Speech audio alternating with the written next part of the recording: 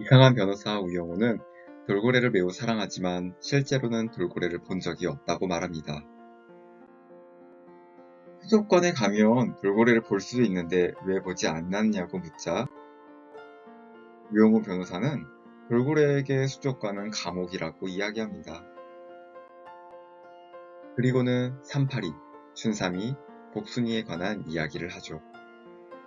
제주도 서귀포시 대정읍에 가면 산파리, 춘삼이, 복순이가 아기 돌고래들과 함께 헤엄치는 모습을 자주 볼 수 있다고 합니다. 수족관에 붙잡혀 돌고래 쇼를 하다가 대법원 판결에 의해 제주 바다로 돌아간 남방 큰 돌고래들입니다. 언젠가는 꼭 보러 갈 겁니다. 우영우 변호사가 말한 판결은 실제 있었던 판결일까요?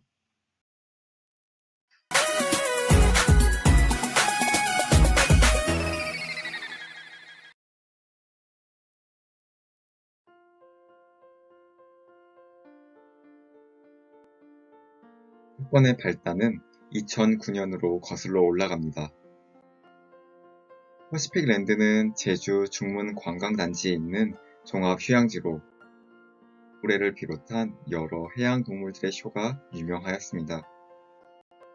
그런데 큰 돌고래는 수산업법에 따라 포획이 금지되어 있었습니다.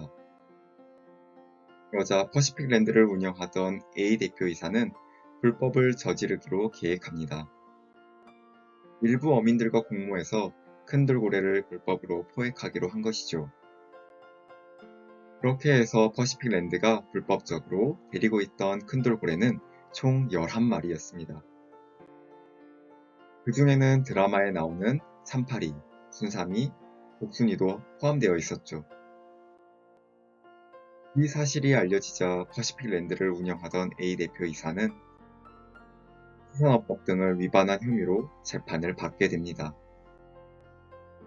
A 대표이사는 법정에서 불법인 줄 몰랐다 라고 항변했지만 법원은 그 주장을 받아들이지 않았고 A 대표이사에게 징역 8개월에 집행유예 2년을 선고하였습니다.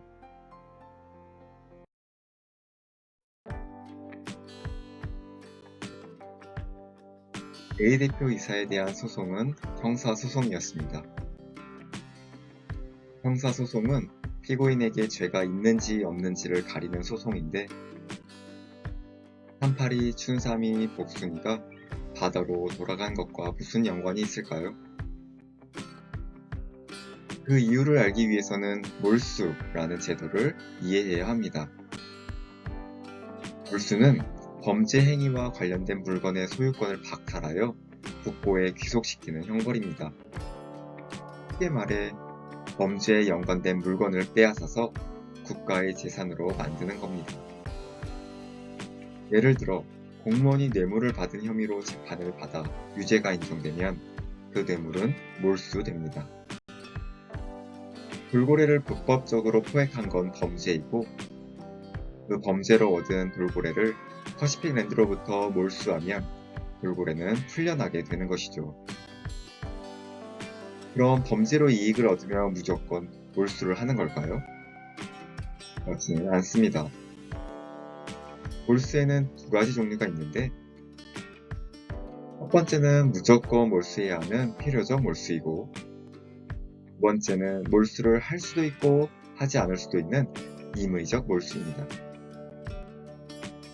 몰수의 종류는 법령마다 다릅니다. 당시 수산업법은 임의적 몰수를 규정하고 있었습니다. 그러니 돌고래를 몰수할지 말지는 판사의 재량에 맡겨져 있었습니다. A 대표이사는 돌고래를 몰수하는 건 안 된다고 주장했습니다. 돌고래들을 몰수해서 방사하면 돌고래들이 야생에 적응하기 어려워 생존할 수 없다는 이유를 들었습니다. 하지만 법원은 이 주장을 받아들이지 않았습니다.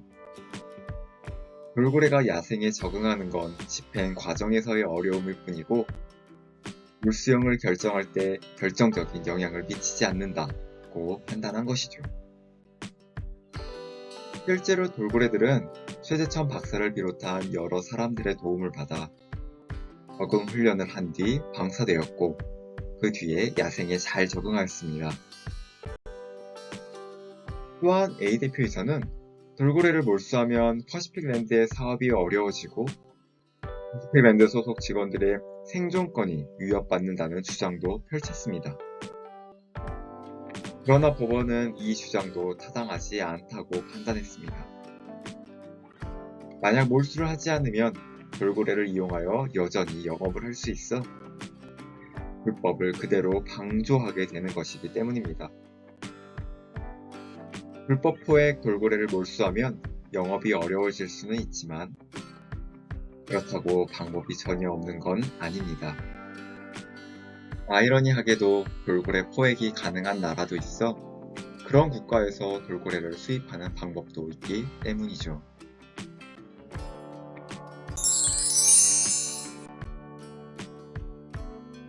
결국 우영우 변호사가 말한 대로 산파리, 춘삼이, 복순이와 다른 돌고래들은 법원의 판결을 통해서 다시 자연의 품으로 돌아갈 수 있었습니다.